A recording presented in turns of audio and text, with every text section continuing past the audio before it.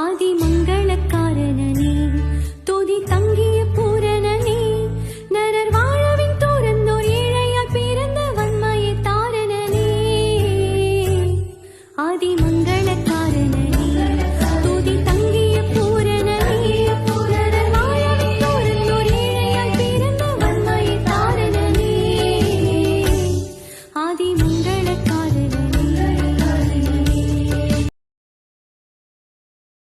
பரிசுத்த ஆவியின் திரியேக நாமம் நம் அனைவரையும் ஆசீர்வதித்து காப்பதாக.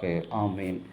கிறிஸ்து இயேசுவுக்குள் அன்பான இறை மக்களே, இன்றைய வருகையின் காலங்களை சந்திக்கிற உங்களுக்கும் எனக்கும் ஆண்டவராகிய கடவுள் கொடுத்திருக்கிற அவருடைய சத்திய வசனம் என்னவென்றால், உபாகமம் 32ஆம் அதிகாரம் 12வது வசனம். கர்த்தர் ஒருவரே அவனை நடத்தினார், அந்நிய தெய்வம் அவனோடு இருக்கவில்லை.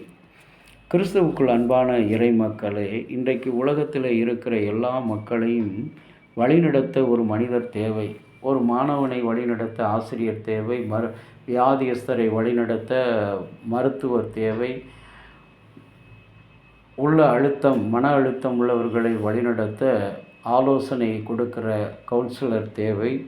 இன்றைக்கு ஒவ்வொன்றுக்கும் ஒரு கட்டிடம் கட்ட பொறியாளர் தேவை, பணி செய்ய லேபர் தேவை.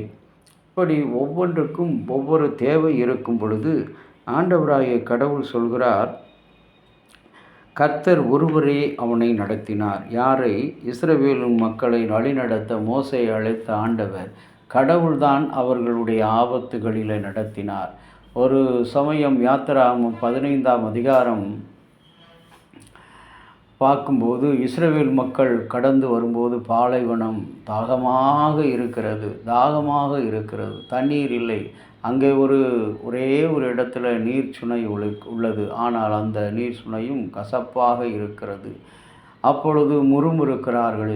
ஆனால் கர்த்தர் ஒருவரே மோசேயை வழி நடத்தினார் என்பதற்கு ஒரு பெரிய உதாரணம். நீங்கள் அமர்ந்து சும்மா இருப்பீர், கர்த்தர் உங்களுக்காக ஒரு யுத்தம் செய்வார். அப்பொழுது மோசேயின் இடத்துல ஆண்டவர் சொல்கிறார், நீ அங்கே இருக்கிற மரத்தை ஒடித்து நீ அதை தண்ணீரிலே போடு. அவருடைய வழிநடத்துதல் எவ்வளோ பெரிய வழிநடத்துதல்!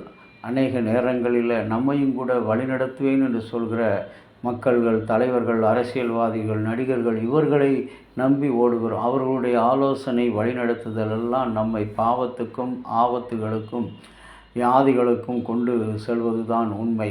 ஆனால் கர்த்தர் ஒருவர் வழிநடத்தும் பொழுது நாம் எந்த நிலையிலும் விலகி போவதில்லை.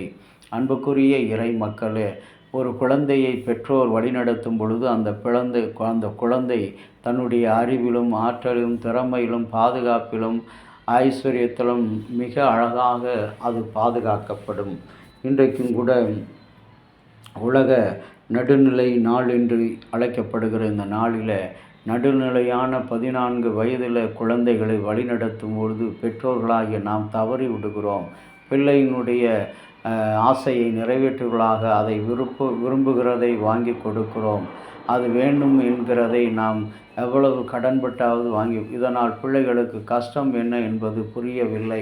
குடும்பத்தின் சூழ்நிலை என்ன என்பது புரியாதபடி அவர்கள் தங்களுக்கென்று நடத்துவதற்கு ஒரு மனிதன் இருக்கிறார், நண்பர்கள் இருக்கிறார்கள், அவருடைய உறவினர்கள் இருக்கிறார்கள் என்று சொல்லி தவறான வழியை தெரிந்து கொண்டு அவர்கள் அழிந்து போகிறார்கள். ஆனால் கர்த்தர் வழி நடத்தும் போது, ஆகவேதான் ஆண்டவராகிய இயேசுனுடைய ஊழியத்தில் சொல்கிறார், முதலாவது தேவனுடைய ராஜ்யத்தை அவருடைய நீதியை தேடுங்கள், இவைகள் எல்லாம் உங்களுக்கு கூட கொடுக்கப்படும் என்று சொன்ன அந்த சத்தியம் நிறைவேறும்படியாக இறைமகன் ஆண்டவர் இயேசு இந்த நாளில் உங்களையும் என்னையும் இந்த பிறப்பின் நாட்களில் வழிநடத்துவதற்கு, அன்றைக்கு மெய்ப்பர்களை வழிநடத்தின அதே நட்சத்திரம் இன்றைக்கு வழி தெரியாமல் இருக்கிற நம்முடைய பாவ வாழ்க்கையில் உழண்டு கொண்டு இருக்கிற நம்மை நட்சத்திரத்தின் மூலமாக வழிநடத்த குழந்தை இயேசுவாக வருகிறார் நம்முடைய அருமை இரட்சகர் இயேசு. அவர் ஒருவர் வழி நடத்தினால் இந்த உலகத்தில் எந்த தடையும் வராது, எந்த இடையூறும் வராது. நம்மை நாமே சோதித்தர்களாக இருக்க அப்போஸ்தலனாகிய பவுல் சொல்வதைப் போல நாம் அப்படி வாழ்க்கை நடத்தும் பொழுது நாம் ஆண்டவருக்குள்ளாக வழிநடத்தப்படுவோம். ஆண்டவராகிய கடவுளுக்குள் பிரியமான அன்பு இறை மக்களே, கர்த்தர் ஒருவர் வழிநடத்தும் போது எந்த மனிதனுடைய வாழ்க்கையில் எந்த இடையூறும் வராது. ஆபிரகாம் கர்த்தரால் வழிநடத்தப்பட்டான், மோசே கர்த்தரால் வழிநடத்தப்பட்டான், யோசேப்பு கர்த்தரால் வழிநடத்தப்பட்டான், ஒன்றும் நெருங்காதபடி இருந்தான். மனிதரால் நாம் வழிநடத்தப்படுவோம், ஜாதியால் நாம் வழிநடத்தப்படுவோம், நம்முடைய மொழியால் அந்த வழிநடத்துதல் எல்லாம் நம்மை அழிவுக்கும் பாதாளத்துக்கும் கொண்டு செல்லக்கூடியது. ஆகவே அன்பு தேவனுடைய பிள்ளையே, நமக்கு கிடைத்திருக்கிற இந்த காலை நேர தியானத்தில் நீங்களும் நானும் நடுநிலை உள்ளவர்களாக கிறிஸ்துவோடு எப்பொழுதும் வழிநடத்துவதற்கு ஒப்பு கொடுப்போம். அப்படி ஒப்பு கொடுக்கும்போது கர்த்தர் நம்மையும் நம்முடைய பிள்ளைகளையும் நம்முடைய குடும்பத்தையும் அவருடைய வருகை மட்டும் வழிநடத்தி ஆசீர்வாதம் தந்து எல்லாவித பாதுகாப்பையும் நல்குவார். அதில் விசுவாசம் உள்ளவர்களாக ஜெபம் செய்வோம். நேசமுள்ள இயேசு சுவாமி, உலக நடுநிலை நாள் என்கின்ற இந்த நாளை எங்களுக்கு வழங்கி இருக்கிறீர். கர்த்தர் ஒருவரே அவனை வழிநடத்தினார். கர்த்தாவே, எங்களை வழிநடத்த யாரும் இல்லை என்று சொல்லி இன்றைக்கு அநேக வாலிபர்கள், அநேக ஆண்டவரே பெரியவர்கள் எல்லாம் தவறான வழியில் போய் கொண்டிருக்கிறார்கள். ஆனால் ஆண்டவராகிய கடவுளோ இன்றைக்கு உங்கள் வாழ்க்கையில் கொடுத்திருக்கிற இந்த ஆசீர்வாதத்தை போல நீங்கள் இன்னும் அநேக ஆசீர்வாதங்களை பெற அவருடைய வழிநடத்தலுக்கு ஒப்பு கொடுப்போம்.